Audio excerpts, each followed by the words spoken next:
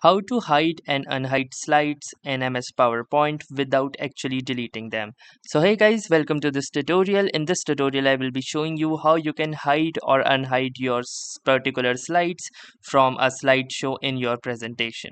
So for example, you run into a situation where you want a particular slide to not appear during a slideshow, but you also don't want to delete it from your presentation. So the best thing that you can do in this particular case is to hide it. So let me show you how you can hide a particular slide from your presentation. So as here you can see, I have this slide right here with the first slide being this slide, as you can see right here. So if I perform a slideshow right now and click onto this from beginning, you can see that the first slide is this slide. So now let me show you how you can hide this particular slide. So in order to hide this particular slide, simply go to the slideshow tab from the ribbon, and then under here you will have this option of hide slide. So once you click onto this hide slide, you can see that this particular slide has been blacked out. So this means that this slide will be hidden in the presentation or slideshow.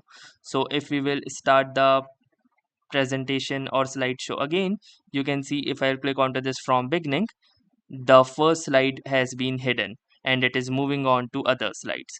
So that's how easily you can hide a slide from the slideshow.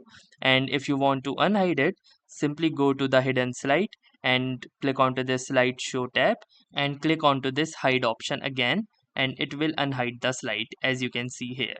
And if you want to hide it again, click onto the hide button again, and to unhide, click onto this same hide button again. And if now we will play the slideshow again from the beginning, you can see that the first slide is being shown. So that was all for this tutorial. I hope this tutorial was helpful to you. If it was, do make sure to give us a like and also a subscribe. So thanks for watching and have a nice day.